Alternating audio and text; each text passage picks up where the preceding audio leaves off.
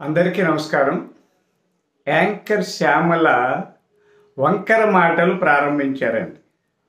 ఆమె హఠాత్తుగా ఏ రాజకీయ అనుభవం లేకుండా వైఎస్ఆర్ పార్టీకి అధికార ప్రతినిధి అయ్యారు. అయిన 2 రోజుల్లోనే ఆమె ఏదో పెద్ద కనిపెట్టినట్టుగా ఏదో మాట్లాడేయాలంటూ చంద్రబాబు నాయుడు గారి మీద, లోకేష్ గారి మీద విమర్శనాస్త్రాలు సంధించారు. పాపం కొత్త బిచ్చగాడికి పొద్దెరగడు అన్నట్టు ఆమె ఏదో మాట్లాడేయాలి, ఏదో చేసేయాలనుకుంటూ చంద్రబాబు నాయుడు గారికి కేవలం 2 ఎకరాలు ఉన్నాయంట. ఆయన 2 లక్షల కోట్లు సంపాదించారంట. పిల్లికి భిక్షను కూడా పెట్టరంట. అమ్మ శ్యామలమ్మ, మీకు తెలుసా నారావారిపల్లి చంద్రబాబు నాయుడు గారికి 2 ఎకరాలని ఎవరు మీకు తెలుసా? మీ నాన్నగారు చెప్పారా? ఏమన్నా సర్వే చేశారా? ఆయన ఒక మధ్యతరగతి రైతు కుటుంబం నుంచి వచ్చారు. అప్పటికే ఉన్నవాడు కాబట్టి యూనివర్సిటీల్లో పిహెచ్డి చేశారమ్మ. మా రోజుల్లో చదవాలంటే అంతో ఇంతో ఆస్తిపాస్తులు ఉండాలి. సరే, అది పక్కన పెడదాం. జగన్మోహన్ రెడ్డి గారు చాలా ఉన్నతమైన వ్యక్తి అంట. ఆయన ధారాళంగా సహాయ సహకారాలు అందిస్తారు. విశాఖపట్నంలో ఏదో ఫార్మా కంపెనీలో చనిపోతే అందరికీ సొంత డబ్బులు 5 లక్షలు ఇచ్చారు. ఇవన్నీ చెప్పుకొచ్చి చంద్రబాబు గారు ఏమి ఇచ్చారని అడిగారు. అమ్మ శ్యామలమ్మ, ఈ వరద బాధితులకు ₹1 ప్రకటించారు. మీ జగన్మోహన్ రెడ్డి గారు ఎక్కడ ఇచ్చారో చెప్పండి.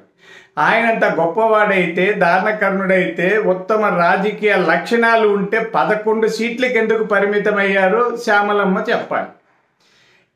ఈ ప్రపంచంలో అత్యంత అవినీతిపర రాజకీయ నాయకుడు జగన్మోహన్ రెడ్డి గారు అన్న విషయం అందరికీ తెలుసమ్మా. శ్యామలమ్మ 16 నెలలు జైల్లో ఉండొచ్చాడు.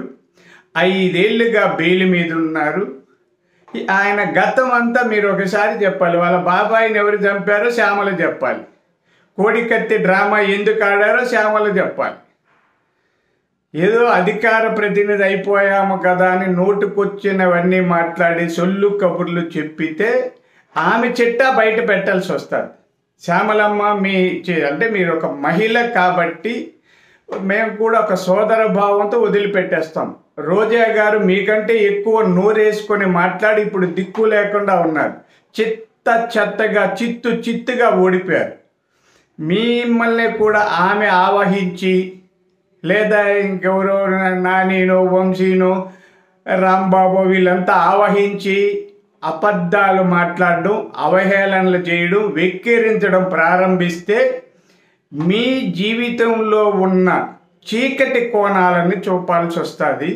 తట్టుకోలేవమ్మా. గతంలో కూడా 1-2 సార్లు ఏడ్చావు, నన్ను ఇలా ట్రోలింగ్ చేస్తున్నారని. అంటే మిమ్మల్ని ఏమన్నా అంటే కళ్ళల్లో నీళ్ళు ఉంటాయి, నేను మహిళ, నేను యాంకరు, ఏదో చెప్పుకుంటారు. అబద్ధాలు చెప్తూ, అభూత కల్పనలు చేస్తూ ఇదే రాజకీయం అనుకుంటే చాలా దెబ్బతినాల్సి వస్తుంది. ఎప్పటికైనా యాంకర్ శ్యామల గారు అధికార ప్రతినిధిగా మాట్లాడండి. ఆమె ఇంకా ఏదో చేయాలనుకుంటే, ఈ వంకరి మాటలు మానకపోతే యాంకర్ శ్యామల గారి చీకటి కోణాలన్నింటిని కూడా బహిరంగ పరచాల్సి వస్తుందన్న విషయం ఆమె గుర్తిస్తే మంచిదే.